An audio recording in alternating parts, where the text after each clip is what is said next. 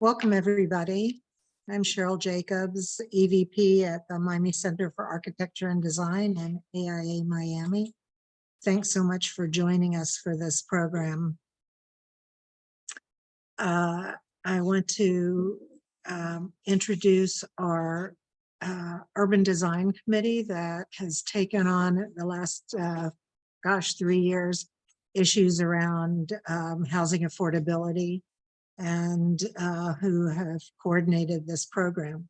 So Sandra Suarez that you see there.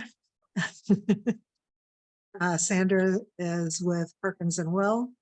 Mark Marine, who is FIU, he's the director of FIU by Design. Tim Blair, who has a really long title, but something to do with running everything in the architecture department at AECOM. And Hernan Guerrero, who is not on because it's his daughter's 16th birthday and he wanted to keep peace in the family. So he is with his family. So welcome, everybody. And I'm going to just do a quick intro of our panelists. Chris Rupp from DHT apologized. She had a mix up in her schedule. She's in Ohio and thought she was going to be able to call in, but is unable to. And but we'll pull her in for another panel because I think what Dade Heritage Trust is doing in Little Havana is really quite interesting. So alphabetically, according to last name, John Clark, AIA. John is guided by a core belief that quality design should be available to all. And he has a community-centered body of work in the design of justice, educational, commercial, and affordable housing projects. He's a native of Albuquerque, New Mexico, and he relocated to Fort Lauderdale as part of the Enterprise Rose Fellowship, where he's focused on providing quality and sustainable and affordable housing in Miami-Dade and Broward counties with the South Florida Community Land Trust. So welcome, John. And then Jesse Kehoe. Jesse is Acres Director of Development in Miami. He oversees the full cycle development process for commercial and residential projects across the firm's portfolio. And his responsibilities include planning, feasibility, pre-construction and design process, as well as oversight of construction.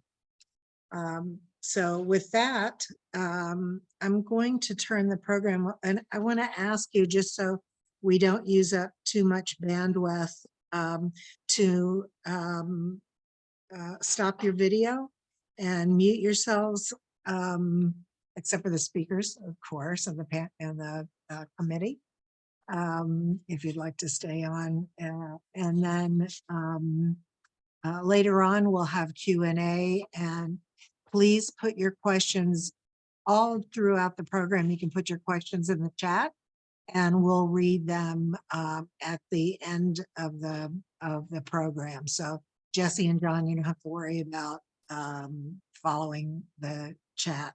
I'm going to turn the program over to Sandra, who can come back on, and she's going to do a brief overview of, and Mark and Tim, feel free to chime in if we've missed something. Sandra's going to do a quick overview of what the committee has been doing. Hello, everyone. Good evening. So over the last few years, we've been doing these housing talks. We've met with civic leaders. We've had Mayor Cava in here. We've had Commissioner Eileen Higgins, strategist from Mayor Cava's office, also people from from FIU, from ACOM, from different institutions, just talking about this issue. And really kind of not just at this kind of macro level that we'll be talking about today, but also all the way down to micro at the EDU level, which are the granny flats. And the thing that we've really kind of found out in these conversations is obviously there's no magic bullet to solving this issue. It may never get solved, but we do want to see if there are housing choices and housing alternatives, which is what today's program is about. And really to answer the question about the missing middle. And so sometimes there's a lot of institutions out there who are focusing kind of all the way at the lower level. And there are some gains there, and there's some gains that the county has made in Miami over the past few years. And so now the question is kind of, where are we going next, and what kind of alternatives, what kind of choices that we can create through either rentals, rent to own, housing that is just happening along transit corridors that can help answer the question. And so that's what we've been doing over the last few years, is talking about this, finding new ways to talk about it and creative solutions, but really kind of going from micro to macro on this conversation. You good? Thank you. Thanks, Sandra. So let me start. I'm going to give each of the panelists a few minutes to kind of give you an overview of what they're doing, what they're working on. And since I introduced John first, I'm going to go with Jesse on this. And Pauline, if you would pull that slide up.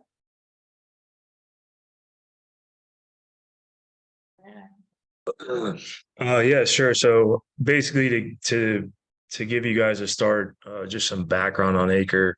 We're a $6 billion private equity firm.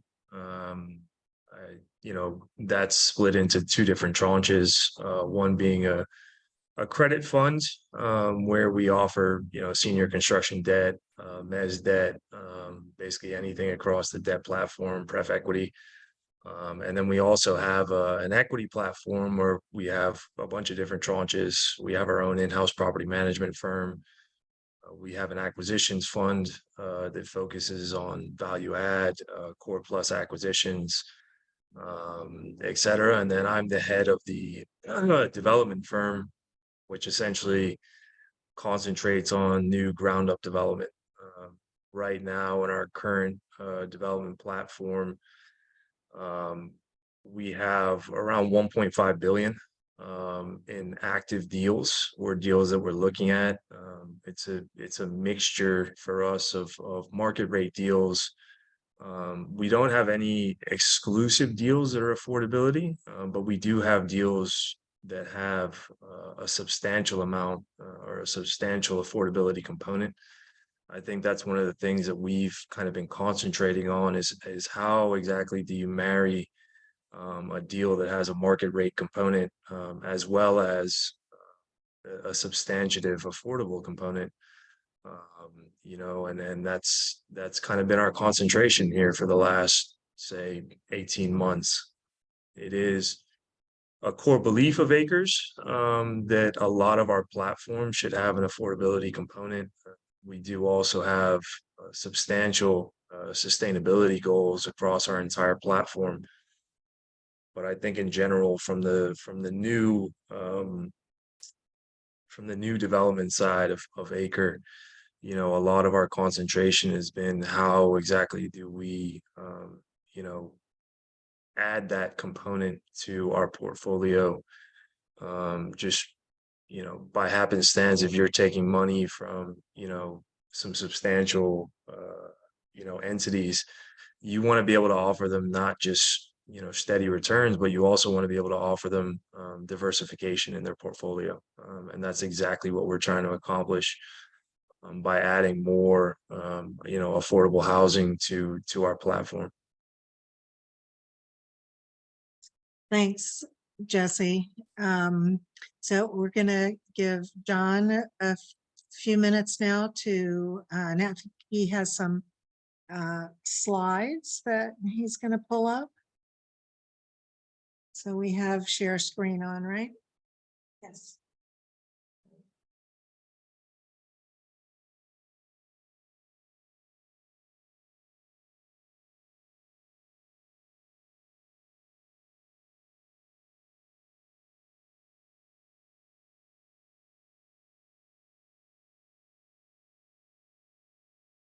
I need to switch the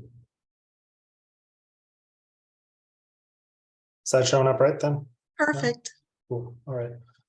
So I'm John Clark. I'm an architect that had kind of left traditional practice. I now work for an affordable housing developer, the South Florida Community Land Trust. And all that was fostered through the Rose Fellowship Program, which tries to place designers and architects, landscape architects with community development organizations.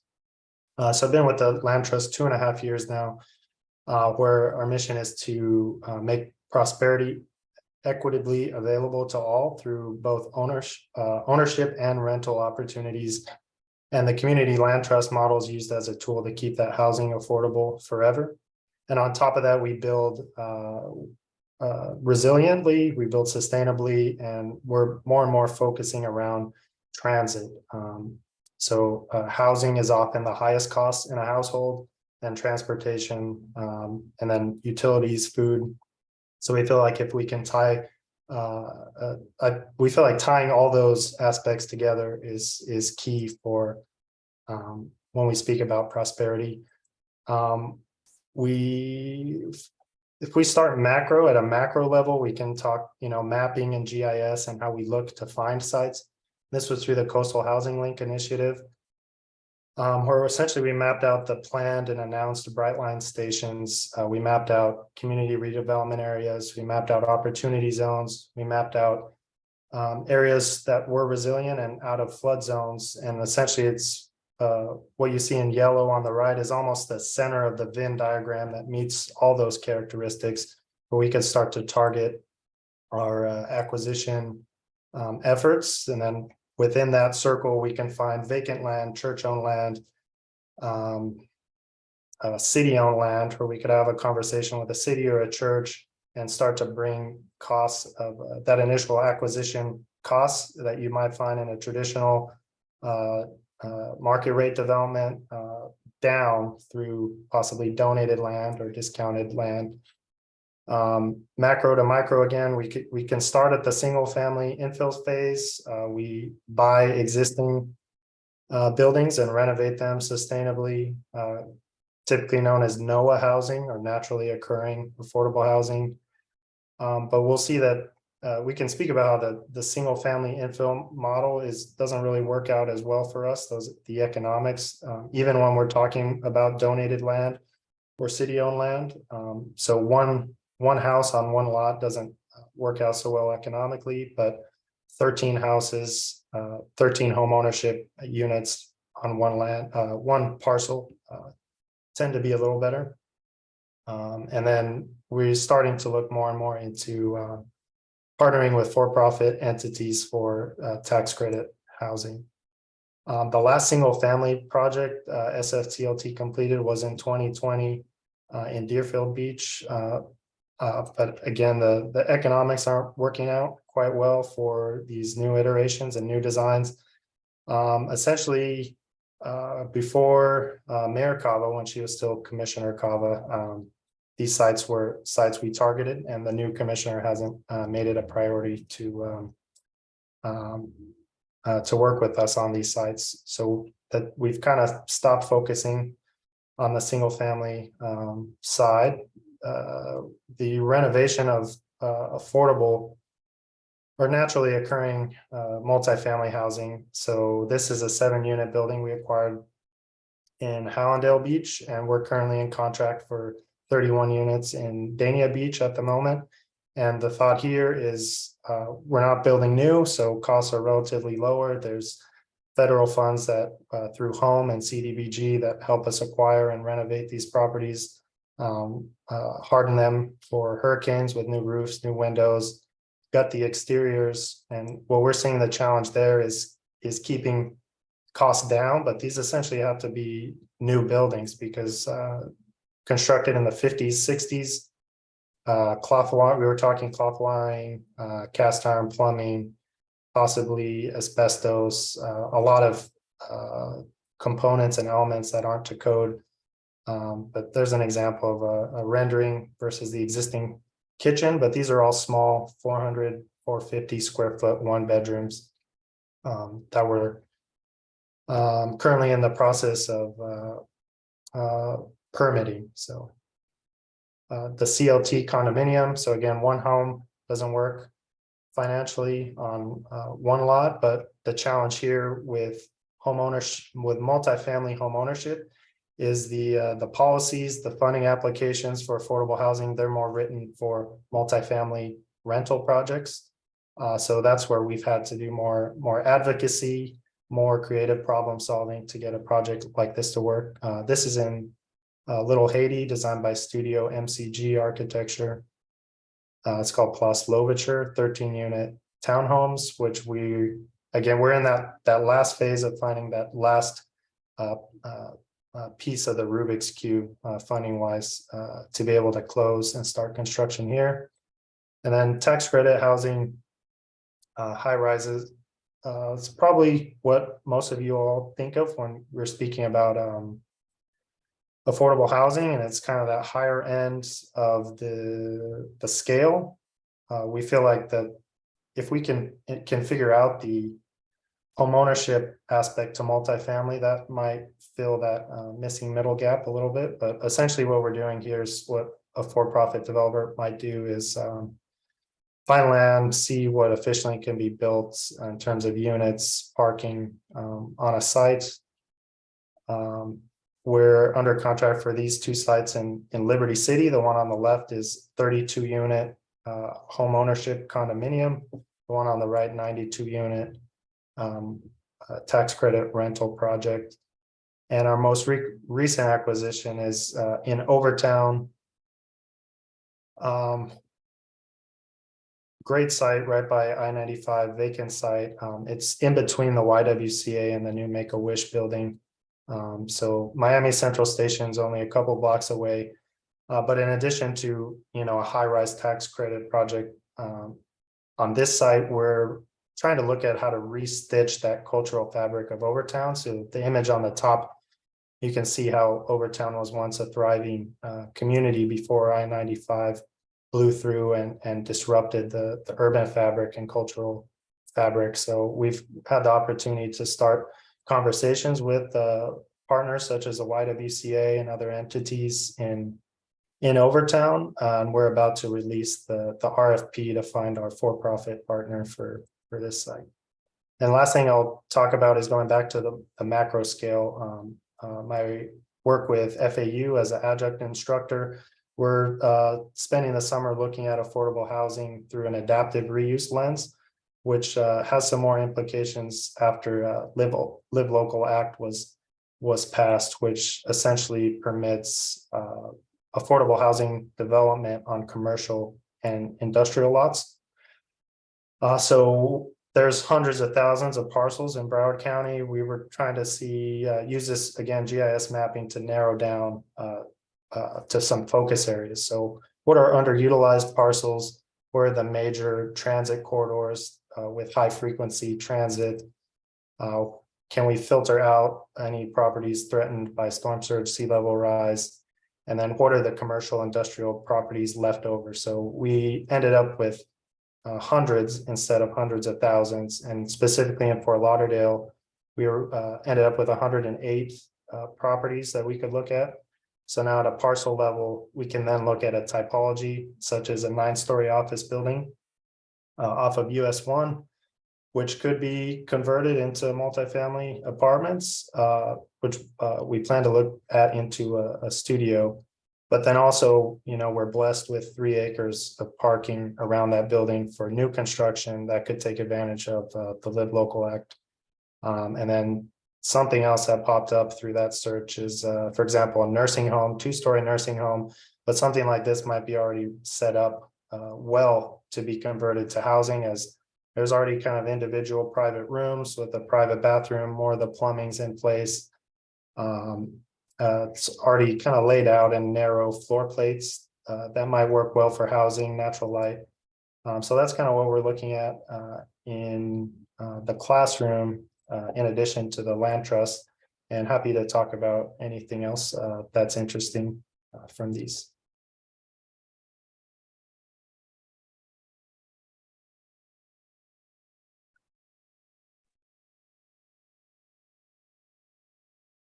You gonna want to hit the stop share?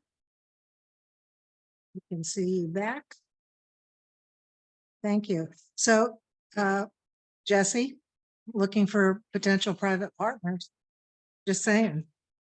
Yeah, I mean, I think, yeah, no, listen, I think one of the big things that I took away from John's presentation is in order to do, affordable housing, a lot of what you need is scale, right? Scale makes a massive, massive difference, especially in the current construction market. And not a lot of those sites, as you could see on the last slide, they're not a lot of them are available, right? And combing through and finding those appropriate sites is definitely a difficult task, but I mean it's what needs to be done, right?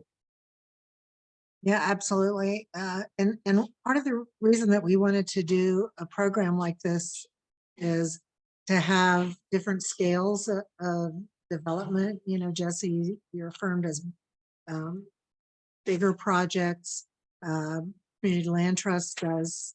Actually, you're doing bigger projects than I thought you did, Don. So that was very informative for me as well. And DHT is doing some small adaptive or renovation of historic projects in Little Havana, 2 and 4 unit projects that are affordable. And we have I'm not sure the expertise level of our listeners, but I thought it would just take a minute to ask you each to define what you see as affordable.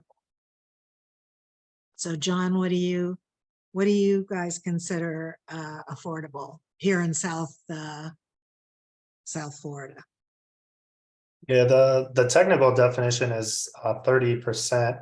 You're not spending more than 30% on your of your income on housing. But kind of like I spoke about in the first slide, we also try to consider transportation, utilities costs. When I had went initially on a site visit to the Johnson apartment, 7-unit building in Hallandale, there was a woman on a 400 square foot apartment that was spending $300 in electricity bills because of air conditioning. There's no insulation, there's poor windows, that thing's on all day, even at peak times. So we felt like even we're paying that upfront cost for we've been adding solar panels to that building also, but try to look at it more holistically at what people are spending. But technically, yes, it's if you're spending more than 30% your income on housing, your cost burden at any income level. Jesse? And I think it really depends on the project and the location, right? Like what that project exactly calls for. I mean, I know, we've been looking at through strategic partnerships a lot of these deals in Miami-Dade and Broward County. Some of those deals are rad deals, right? Where you're talking about the extreme low, and then some of them, are 120% of AMI. And I think it really depends on what exactly you're trying to build there, right? Because a lot of the urban fabric buildings that you're building in a high rise, say for instance, or even a mid rise, when you talk about structured parking, you're not really going to build anything different to what you would build from a market component, right? You're going to build whatever the fabric around that particular site says it should be, right? Which means your finishes are the same, your insulation, your glazing, etc.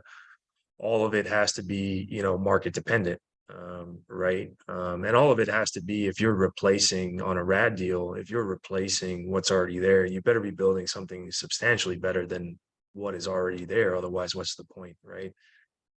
So I think it's market dependent. I hate to skate around the question, but I really do think it is.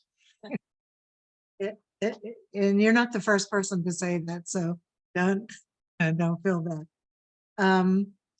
One of the things we have been looking at and talking about is having various types of housing. So far, so many of the affordable housing projects that have been done here are huge, or large multifamily. And what do you think, how will having the various types of housing alternatives support the community's efforts to alleviate affordability? That there's not always a big site to put a green site to put a 15-story building. Jesse, what do you think? Yeah, so I mean, like a lot of developers, we're looking at the Live Local Acts. We're obviously big supporters of it, as most developers would be.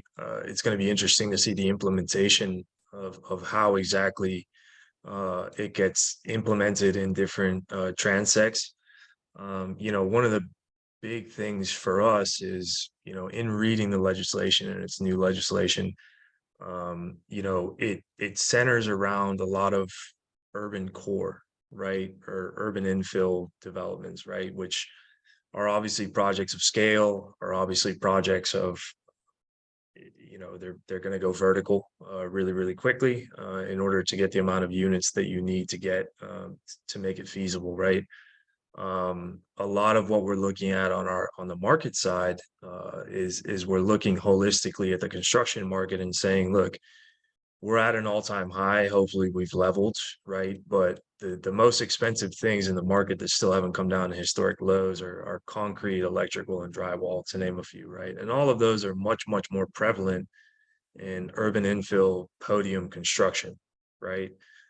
So from a market perspective, we're saying to ourselves, all right, well, how exactly do we not necessarily take advantage of it, but how exactly do we combat that? And a lot of it is looking at garden style deals and or BTR SFR, right? Now that doesn't necessarily mean that you can take advantage of anything to do with the Live Local Act, right? So one of the big things that we've kind of been saying is, if you have a BTR, a build to rent deal that's townhomes, and there's 75 of them in a section or a cluster, right?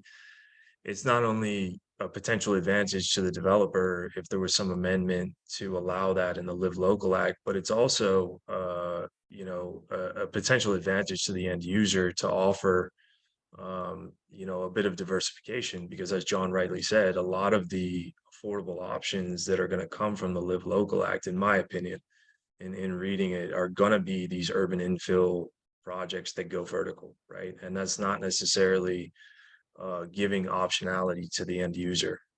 If I'm an end user and I want to eventually own a home, why wouldn't I want to look at a complex that is a single family rental that I can also get some sort of affordable component to it, right? I think that's important, not only from a development perspective, but from the end user's perspective. Oh, John, what do you think? I was answering some chat questions, but Yeah, you don't have remind to. me the original question. Okay. No problem. We'll bring those up. It was the idea of having various types of housing alternatives to support communities, how Yeah. realistic that is, and how will doing that help alleviate the issues. Mhm. Yeah, I think a key thing is just choice. Like you want people to have options, and once someone, I guess you can think of when you have a stable house, you can almost, in a sense, just to say clear, almost get your life together. You can figure out education, you can figure out step up at work, you can in often cases your health outcomes are better, better schools, education, a lot of things are tied to housing. I think just by having different choice, different options for people, you're giving more opportunities, since everyone is different. You're giving more opportunities for multiple groups and multiple individuals to be able to succeed and lift themselves up, and then move move up and leave that same opportunity for someone else that needs it is almost another aspect of that holistic way of thinking. I think if we're building, we've seen kind of drastic failures of affordable housing or public housing in the past with so if your question is around those different options, like, yeah, we can't be building 12-story, 20-story tax credit buildings everywhere. That I don't think that would solve the problem. I think there needs to be different scale and different choice and opportunities. Some needs to be rental, some needs to be home ownership for people to build equity. But yeah. You know, when it used to be, you know, 2-car garage, you know, and a house in the suburbs, the American dream, as we called it. And now, you know, I think in an area like ours that was kind of, we're built out to the seams. Although certain people who shall remain nameless keep trying to push the urban development boundary. But so we have to look at infill. And when you drive around certain areas, and I'm most familiar with Miami-Dade, there's so many empty lots that are owned by the county or owned by the city that just sit there. And I wonder if, I guess that's what you guys are looking at is, you know, here's all this land now. How do we get that? How do we move the government to connect with us on that? I see you nodding, Jesse. Yeah, I mean, you know, a lot of the deals that we're looking at currently are public-private partnerships where you submit an unsolicited bid to whatever city entity it is. We're actually working with Tim on one of them that shall remain nameless because it hasn't gone through yet. But you Fingers know, crossed. yeah, I mean, listen, one of the big things, as you said, is a lot of government land is underutilized, right? And if you're looking at the fabric of an urban core, if you can get some sort of attainable housing on a public site and still have that site function somewhere else, you know, if you go vertical on half of it and then they consolidate a big portion of that site, or you know, if it's a parking lot, right? Who says that we can't supply that same amount of parking in a structured parking garage and also fit, you know, some affordable units on the actual site? It's a great point. It's something that we've been looking at and targeting, quite frankly, all over the Southeast, not just in Miami-Dade and Broward.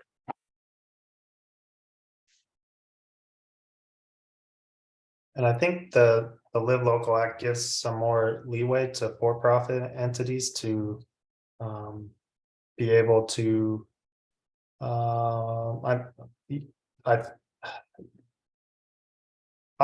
to be able to not just ask for the land, but from public entities. Like I know one reason why as a nonprofit we have some leverage is we can go to a public entity and ask for land and in a sense get it conveyed to us for little to nothing. And I think Live Local Act does more for to allow that to happen, not just through nonprofits, but to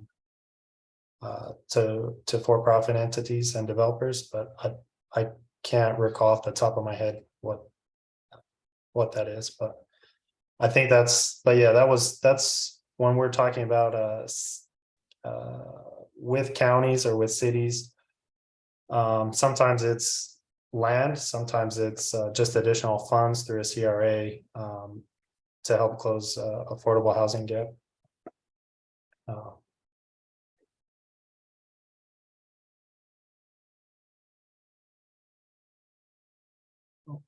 think you're muted, Cheryl. Cheryl, you're on mute.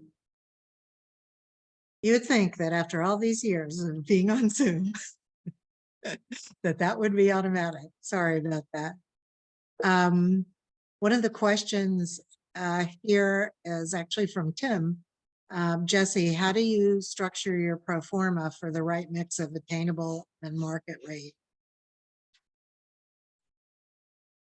Again, it's project specific, but to the to what we've been all talking about, the Live Local Act, I think if you structure something where it's 40% affordable housing, and you can call it either 80% or 120% of AMI, you're potentially entitled. And again, I opened this broadcast by saying we're not sure exactly how it's going to be implemented, but you're potentially entitled to, parking reductions, height increases, density increases, a lot of what makes projects work is, again, for us, is scale, right? Once you get above or below a certain scale, from a fund perspective, it limits the amount of potential investors that you're able to bring into the project, right?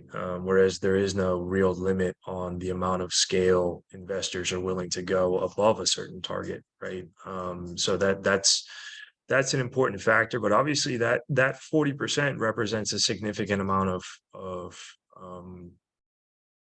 workforce or attainable housing or affordable housing in any one project. But then, we're looking at projects of 4,000 plus units that are master plan developments that are all that are all attainable housing. So either workforce, low income, rad, it's a mixture of everything. And it really just depends on the project, the location, what you have to pay for the land. It's a ever evolving percentage, if you will.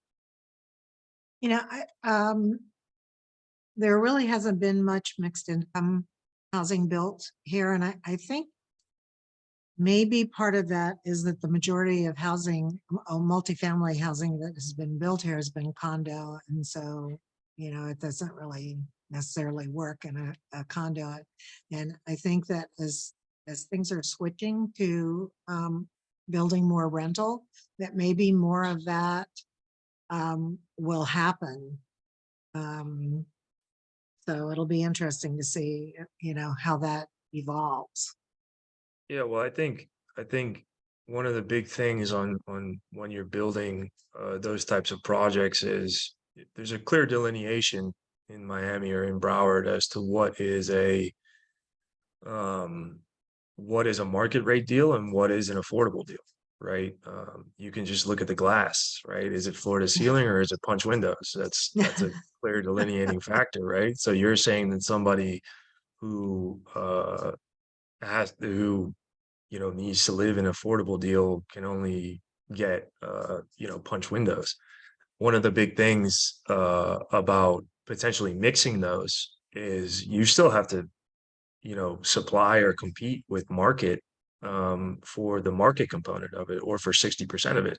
So you can't afford to have a building would look weird if you have floor to ceiling and then punch on one side. So you're going to build to whatever the market spec is. Right. And the person that just so happens to be in that 40% is getting a market spec building built for them, and that it has to work, right?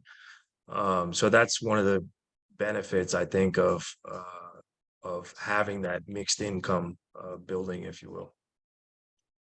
I know, John, you answered some of these questions that were in the chat, but in case people aren't looking at it, John was asked, are you considering sites along FDOT's North Corridor and the South Corridor BRT lines?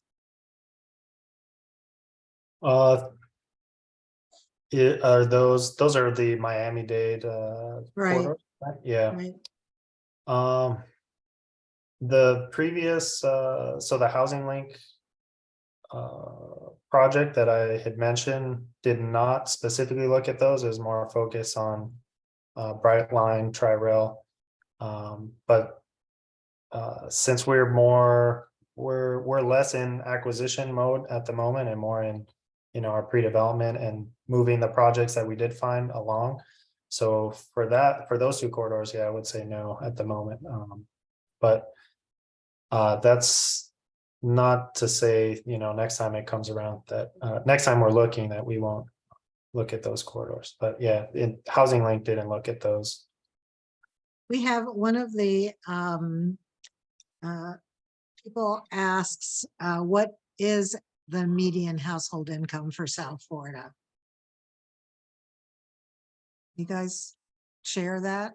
Yeah, so I mean, there's a whole list, and it's based on a percentage of AMI, right? So like at 80% AMI, and I'm making up numbers here because I don't have it in front of me. I can probably pull it up, but at 80% AMI, say for instance, the studio is like 1,200, and at 120% of AMI, that same studio is 1,900.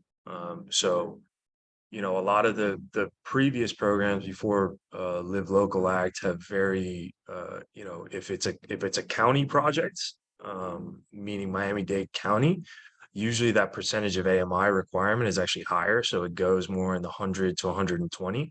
If it's a City of Miami project, then it's usually 60 to 80%. And it really depends on what you're looking for. Like say for instance, in the West Brickell area, call it, of City of Miami, it's 200 units per acre.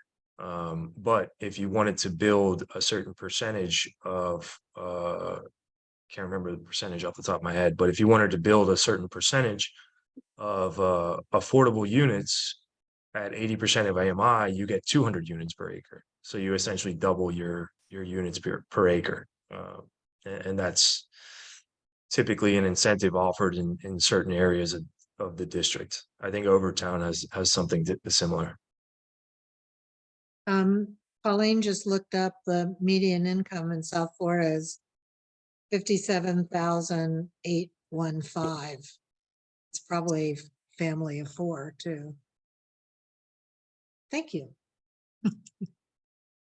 Sandra was asking,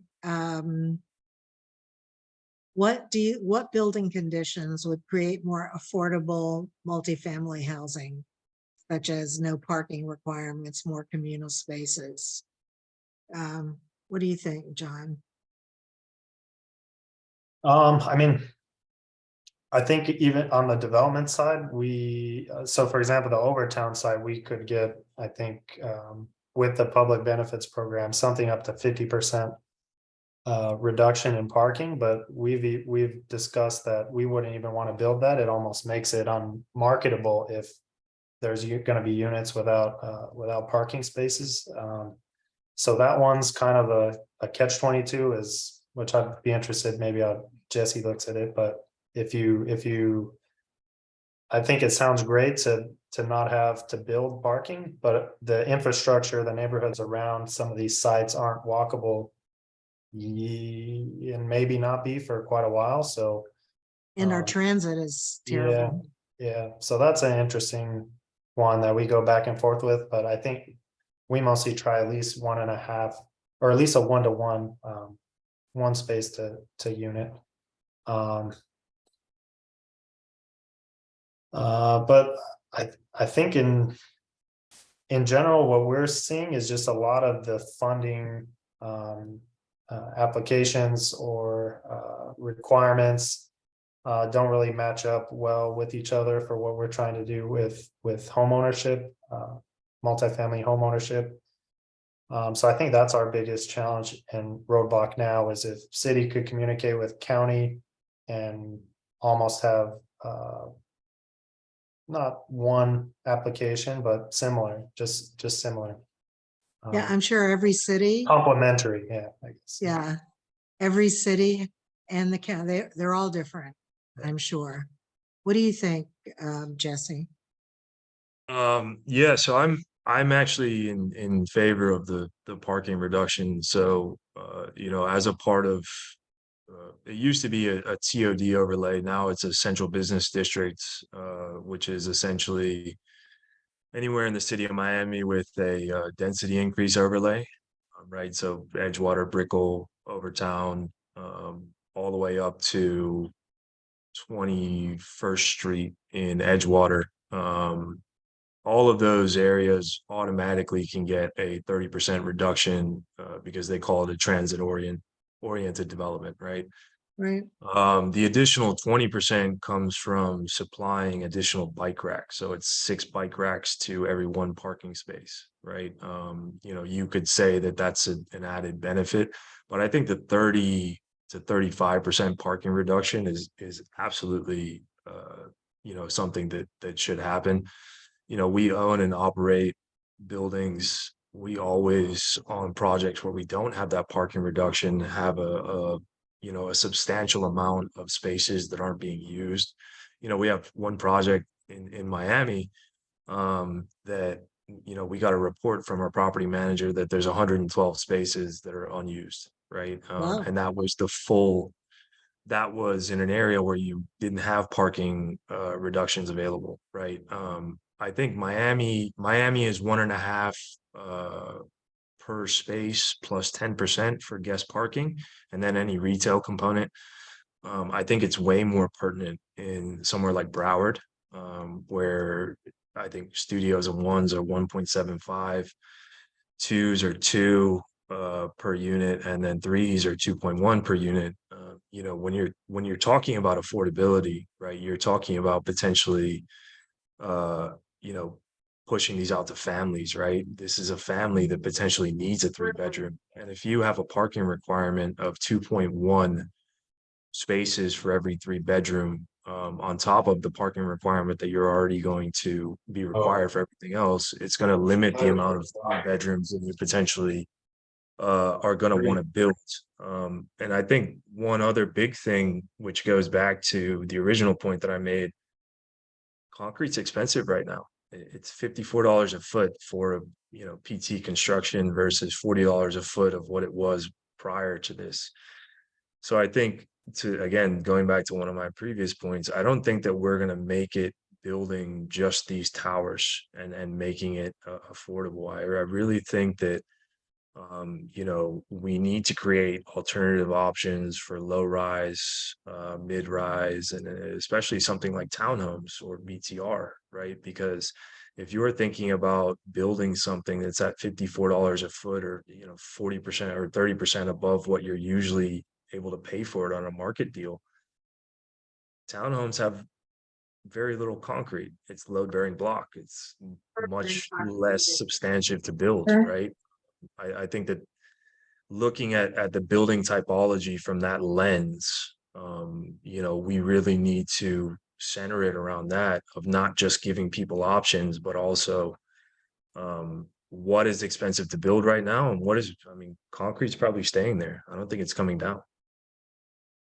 That's interesting. I just wanted to tell everyone that there are some great links in the chat for additional information. So feel free, take a look there. And I wanted to, we have about 10 minutes left-ish.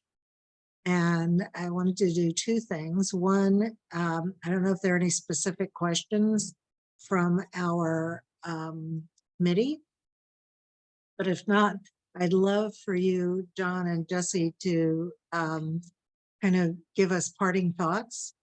How do you think an organization like ours, like the Miami Center for Architecture and Design, and we're a nonprofit, how we can support your efforts, maybe in advocacy or just in getting word and knowledge out there? And then parting thoughts, things that you'd like our audience here to leave with. Jesse, I'm gonna let you go first. Sure. I think we touched on it a little bit. I think first and foremost, to a lot of my previous points, advocacy on how exactly we can implement some of the benefits of the Live Local Act into different housing types, right? Into maybe it's something with a smaller scale or anything like that. But right now, the Live Local Act is specifically geared to increase height and to, for more urban infill projects. And that's not necessarily the only answer that we should be seeking, right? I know that in Miami-Dade and Broward, we don't have a lot of space yet or left, but in the rest of Florida, there is a lot of space, and there is people with lots available that you can't, the zoning doesn't allow for multifamily, right? But you could build items there, right? I think that's one thing. I think the second thing is, to your point, it's not an easy process as a for-profit entity to go to a city and say, hey, listen, I want to buy your site, or I want to take down your site, and this is what I'm going to give you in return. It's not an easy process. It should potentially be streamlined for people who are willing to give large components of affordable housing for underutilized sites. I think being able to potentially, not just be an advocate for, potentially if we're going for a site, or any developer is going for a site, say, hey, listen, this is what the Live Local Act is, or this is what we need in these particular areas, but also being able to identify underutilized sites. And it might be something that's scalable on our side, and it might be something that is not. And it's something that John and his team could look at, right? Because there's a ton of sites that are 50 by 100 that could fit, duplexes and everything else, right? Those aren't something that we necessarily take down at our fund, but it is things that people that other firms and organizations can take down and can make work. So those are kind of the 2 points that I would have or look at. John?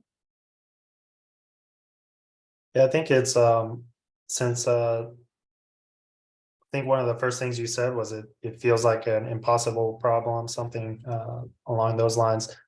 And it is, if you think of a wicked problem and the idea that almost like we don't know what the Live Local Act's going to do to affordable housing yet. We saw how kind of the low income housing tax credit program could kind of changed parameters and changed the game a little bit also. And it seems like once you change something or react something, it's an entirely different problem, entirely different set of problems.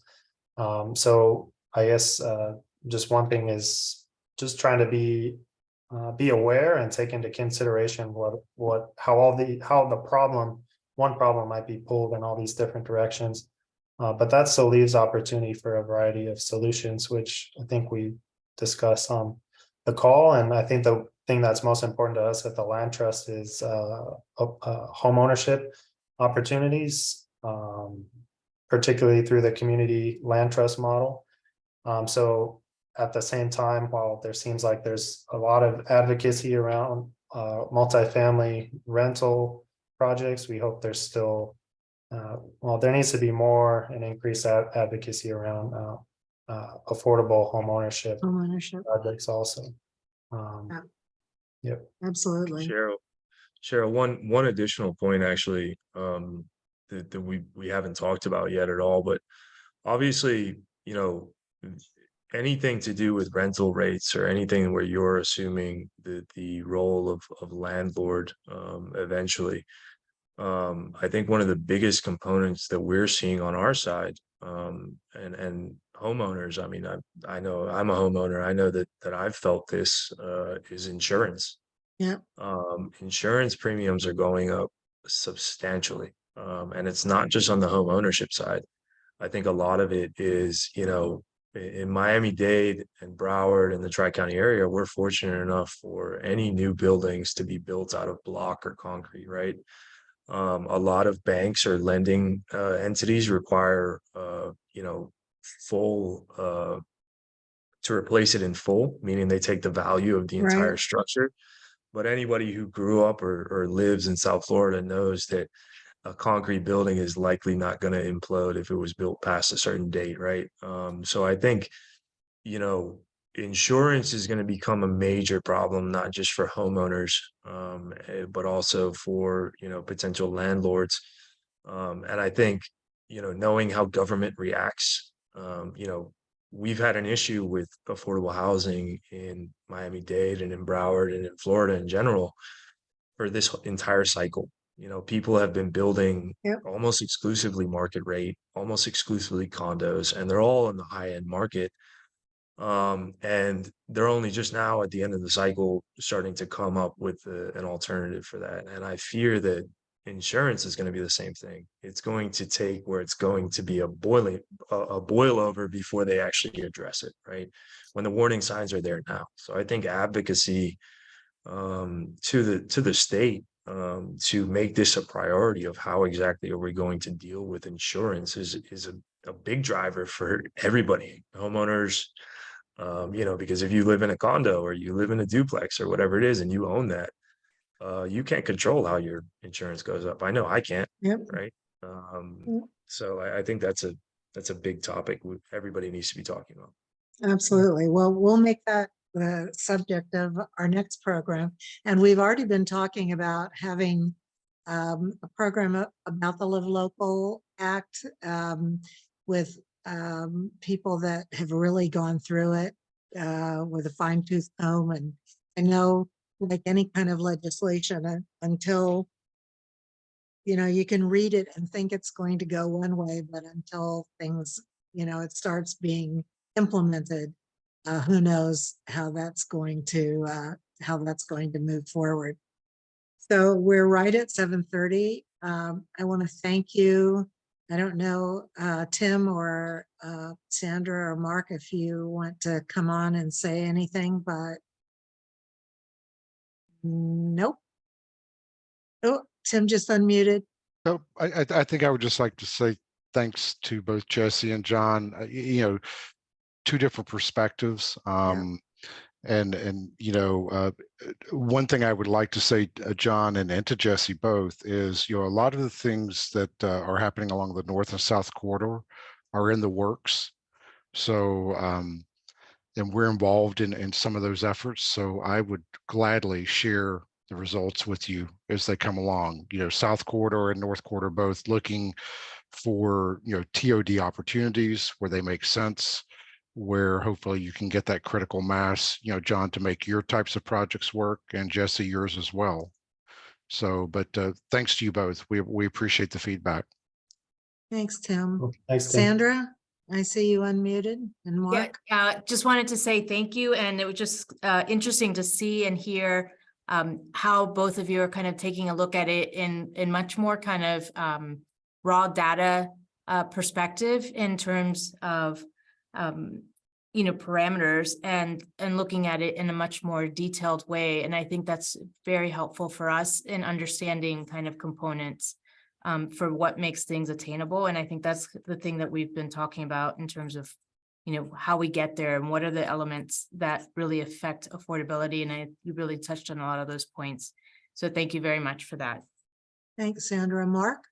Yeah, Jesse and John, thank you so much for all of the information. It was extremely informative.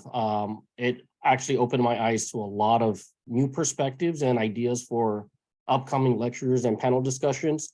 So I just wanted to circle back and follow up with Tim and Sandra and say thank you for really bringing us a lot of information to look into from the very beginning of how you start kind of defining the project all the way through the end. Great perspectives from two different points of view. So thank you so much. Agreed. Thank you very much, Jesse and John. I really appreciate it. And we may call on you again because I think your expertise is needed in terms of the discussions that we're having. So thank you both very much. Thanks everyone for joining. Check out our website, aiamiami.org or miamicad.org to find out other programs that we have or sign up for our newsletter. We have a lot of great stuff coming up. So stay tuned. Thanks, Colleen, for making this all happen, and we'll see you guys soon. Take care, everybody. Thanks, guys. Bye. Bye-bye. Thanks.